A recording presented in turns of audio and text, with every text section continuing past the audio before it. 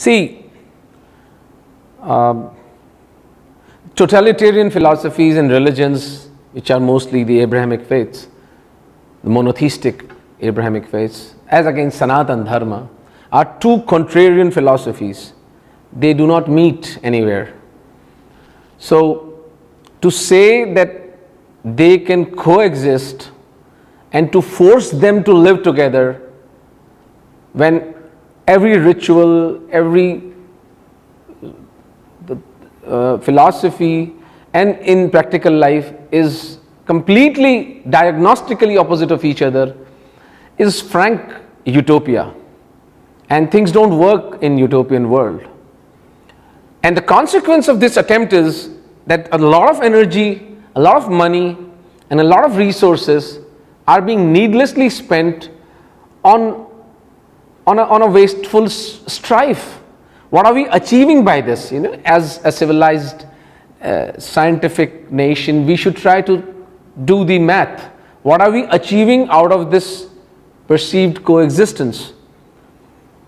This coexistence was brutally shattered in 1947. We will not go into the genesis of what caused 47, but let us start that 47 happened, right? And in 47, and two nations were carved out of the Indian subcontinent, that was Bharat and Pakistan, on the basis of religion. Now we have to be either delusional or first grade liars to say that no, religion was not the basis of partition of this country. It was just a whim of Mr. Jinnah. Mr. Jinnah had a critical mass. He had a philosophy to rely upon which caused the partition of this country. Let us be honest and let us be smart enough to accept that. Now once that happened, it was brilliantly botched up by our leadership at the time. It's like an incomplete surgery. It's worse than the original disease, because the original disease would have probably killed the patient in a X amount of time, but here with a botched up surgery the patient bled to death and with insurmountable pain and suffering that caused to him. So that was the consequence, and the consequences of a botched up partition in 47 are still being felt, and these are not tremors, these are real jerks that the polity of this nation, both Hindus and Muslims, are facing, because it was an incomplete partition. The only leader at the time who vehemently proposed a total exchange of populations was Baba Sahab Bhimrao Ambedkar, but he was silenced, he was ignored, and the results are for us to see. Hindus are trapped in that country. Muslims do not feel safe and secure in this country under a so-called Hindu leadership in Delhi. So everybody is in pain.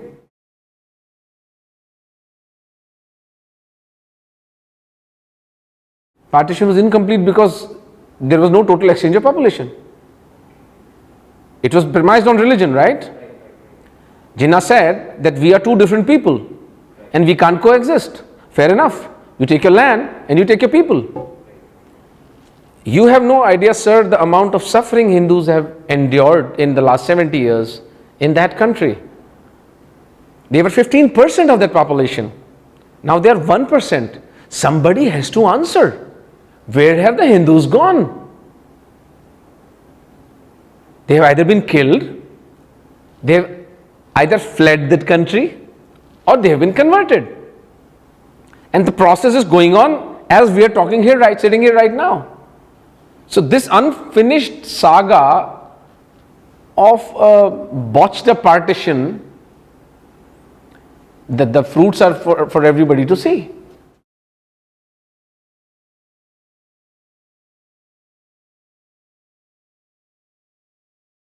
Yeah, that's an interesting question. How reliable are our sources? Well, they're not really reliable in the sense that in that country they do not hold their census regularly. They usually hide the number of children they have, so the figures are not very reliable. but empirically, at the time of partition, there were 15% Hindus, which are now reduced to 1%. In sheer numbers, we have calculated that a conservative estimate is that 50 lakh Hindus, 5 million Hindus still live in that country. They are largely restricted to the lower Sindh area. There are about few thousand in Balochistan, few thousand Sikhs and Hindus in Peshawar, and few lakh Hindus in southern Punjab, mainly in a district called Rahim Yar Khan. About 250 Hindus on an average take Indian visa on religious grounds or medical grounds or personal grounds and cross over legitimately in a train, that's a Samjhauta Express, and they disembark at Monabao station, and then they surrender their visas to the Indian authorities, and they surrender their passports, and Indian government grants them refugee status. So approximately 1,000 Hindus are coming every month to Rajasthan alone.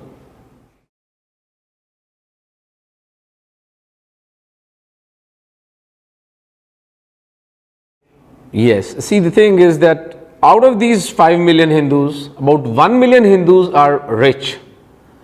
And when I say rich, they are really rich because they account for about 15% of the tax into the Pakistani economy.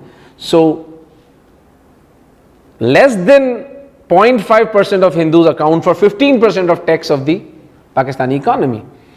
The rest 4 million Hindus are the so-called lower caste, which it's a name which I am not very comfortable with. They are mainly Meghwals, Kolis, Bhils, Oud Rajputs and lower communities, so-called lower communities. They are the bonded laborers of the Vaderas, or the people who are the zamindars and the landowners in rural interior Sindh. Now, just as a footnote, in Bharat, zamindari was abolished as soon as we got independence, but in Pakistan it continues even today. So landowners have huge land farms there, which are tilled by the Hindus, laborers, who do that just in lieu of food, and they are treated as bonded laborers.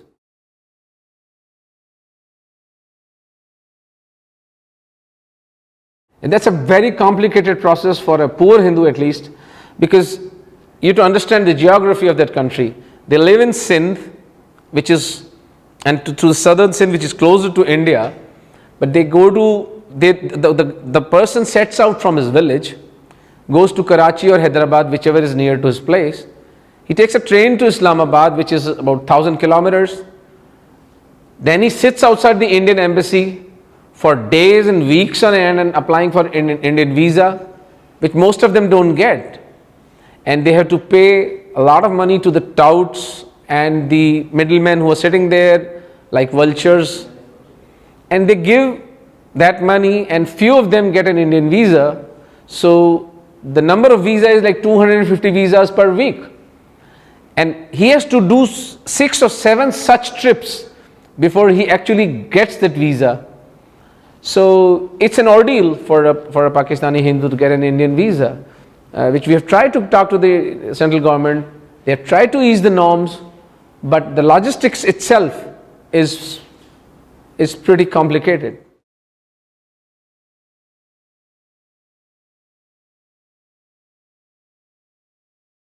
Yeah, after their arrival in India, they have to suffer a bit of the Indian police system. The intelligence bureau and the local state police, they have their own share of corruption, but with the advent of new notifications by this central government of 2014, things have eased a lot, because the FRRO office and mainly this office which concerns with the long-term visas and citizenship issues have become very considerate and liberal with these people. If they provide the government with the right documents, then they are taken care of. The good thing is that most of the communities coming from Pakistan have their own ecosystems here. For example, I live in Jaipur. In Jaipur we have a Meghwal community. It's a 10,000 strong Meghwal community.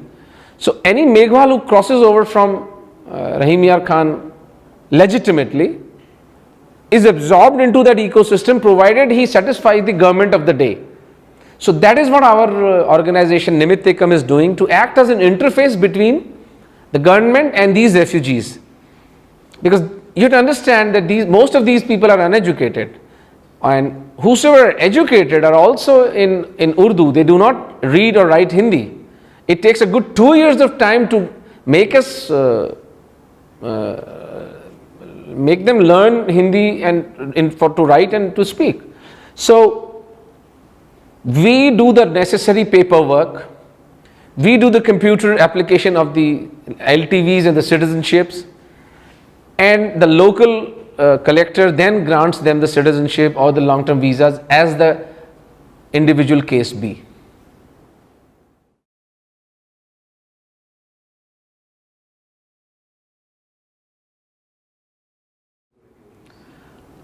See, the Indian government depends on what party is in the government. So if the Bharatiya Janata Party is in the government, then definitely it's a big relief for these people. Not only in Bharat, but even in Pakistan, they become safe.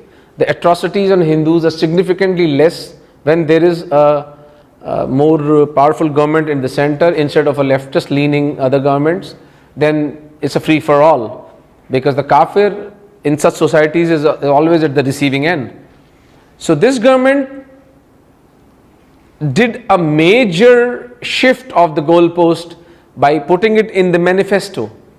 So, for example, there are 18 organizations like ours who are working for the welfare of Pakistani Hindus. That's a major thing, where earlier there were only a couple of organizations working, because we got the courage and the stimulation and the sense of security that nothing is going to come to us, because the party of the day itself is putting it in the manifesto that we want to treat Pakistani Hindus as natural citizens of this country, which is a major shift in the policy.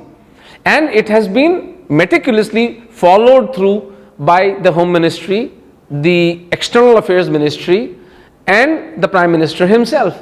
He has walked the talk. There are multiple notifications that have been issued to grant a lot of comforts to these Pakistani Hindus. For example, they can open a bank account, which was impossible before 2014. They can have a driving license, so they can always get a gainful employment once they land here. They can even acquire 200 square feet small properties, which is major, which is the maximum a refugee can ask for in any country. So if you ask me what this government has done, I would say a lot.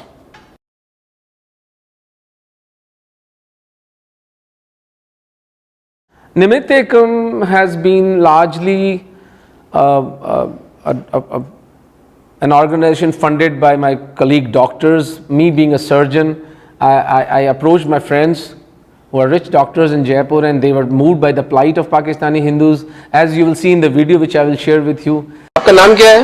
Meera bag. अच्छा, आप कहाँ से आए हैं? हम सिंध हैदराबाद से। सिंध हैदराबाद पाकिस्तान से? हाँ, पाकिस्तान सिंध हैदराबाद। कब आए हैं आप? हमारे को 6 महीने हो गए। 6 महीने हो गए? 7वां शुरू हुआ, 6 के पूरे हो गए। तो आप वापस पाकिस्तान क्यों नहीं जा रहे हैं? भी हम दुखी हैं, वहाँ हमारे को जीने के लिए अधिकार ही नहीं है, तो हम कैसे जाएंगे? अपने धर्म का वहाँ मान ही नहीं है, तो हम कैसे जाएंगे? क्या मतलब इस बात का? धर्म का मान नहीं, जीने का अधिकार नहीं, कैसे? हमें जीने का ये नहीं, हमें मुसलमान वहाँ बनाते हैं, हमारा धर्म हमारे से वेस्ट करवाते हैं, गाय खिलाते हैं हमारे को। हम ऐसी कैसी जिंदगी जी? अपने सुहाग होते हुए भी हम विधवा रह के रह सकते हैं, हम सिंदूर मांग नहीं भर सकते। हम मुसलमानों की जिंदगी कैसे जिएंगे वहाँ? हम हिंदू होकर मुसलमान कैसे बन सकते हैं? हमारा तो बड़ा धर्म है तो हिंदू बनना। हम तो बोलते हैं हिंदू बने, मुसलमान नहीं बने। हम तो ये कहते हैं मुसलमान है वो भी हिंदू। एक मिनट मीरा, क्या कह रहे हो आप? बुजुर्गों का उधर पड़े हैं ना, दूसरा हमारा वो बेचारे तकलीफ में, क्या तुम वहाँ पे अपने त्योहार वगैरह कोई नहीं मना सकते थे? वहाँ पे कोई हम त्योहार नहीं कर सकते, कोई होली दिवाली नहीं कर सकते। एक बार किसी के ऊपर होली का रंग पड़ गया तो उसको बंदूक से मार डाला। और कोई मर जाता है तो उसको कैसे क्रियाक्रम कैसे करते हो? उसको जलाते हैं सर। वो जलाने के लिए हमारे को जलाने नहीं देते, बोलते बदबू आती है, इसको दफना दो, कीड़े पड़ने दो इसको। हम बोलते हैं हमारा धर्म है पहले का, वही हमें धर्म करना चाहिए। फिर भी हमारा कुछ वहाँ मान नहीं है, जिसके पास भी जाते वही मुसलमान है, वही डांट पीट के बाहर निकाल देता है, कोई हमारा बड़ा अफसर नहीं बनाता, कोई हमारी पढ़ाई लिखाई नहीं है। That this was the video which actually changed my life. Before that I was any other routine middle class surgeon making my ends meet and vacationing with my family and partying on the weekends. That was my life. That was a vacant life I was living before I actually interacted with this lady, and it changed everything for me. That how can we be insensitive to this daylight robbery and murder of Hindus just 100 kilometers from the border. 3 Hindu girls, teenage girls, are kidnapped every day on a gunpoint, are raped by entire village and then converted, of course before being married to an imbecile or a retard or a physically challenged body. So how can we be indifferent to this genocide happening right under our noses? So Nimittekam came into being once I started talking about this to fellow colleagues, and they started funding us, and we have been able to get about 100 odd citizenships in this year alone, which is a major shift. We did not have 100 citizenships in the last 12 years, we have them in the last 4 months. 100 Pakistani Hindu refugees have been granted citizenship. This is all because of the paperwork that we aided the government and these refugees, and acting as an interface between the two of them, and facilitated the citizenship. The next plan of Nimittekam is to go to Jodhpur. I have posted a video, I can share it with you also. I was moved to my core when I saw the plight and the suffering of these Hindu refugees in Jodhpur. There are about 1 lakh Pakistani Hindu refugees living in Jodhpur. It's a mammoth task that awaits us. We have been very fortunate that a very gracious Hindu has given his prime time property to Nimittekam to start operations, and by 16th or 17th of the next month we will start operations of Nimittekam in Jodhpur, and Jodhpur is where the actual battlefield of this issue is, because that is the place where most of the Pakistani Hindu refugees first put their foot, and that's where they get stuck. They are not able to go anywhere else. So the next level of work for Nimittekam is to start the office and operationalize citizenship and long-term visa for Pakistani Hindu migrants in Jodhpur.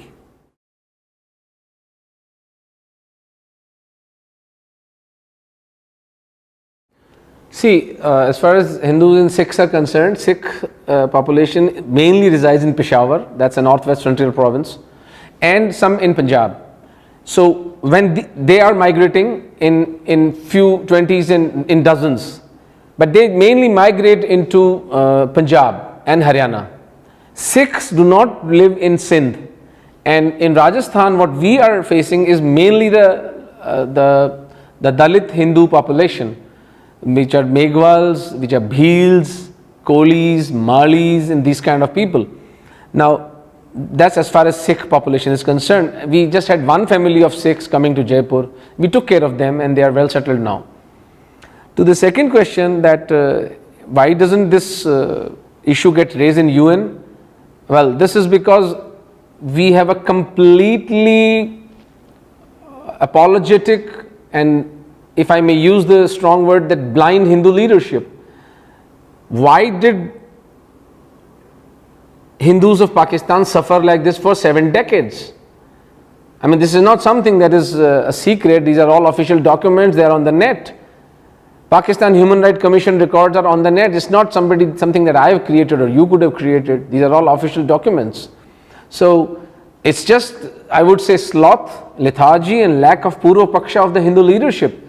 This matter of Hindu genocide in Pakistan should be raised at the United Nations, and concerned people should be shamed and named.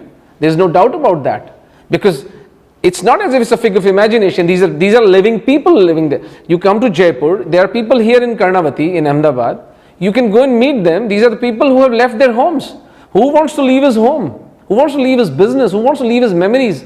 Who wants to give up his roots? Unless the push from that civilization is that strong that a man wants to be uprooted and go to a safer and a secure country.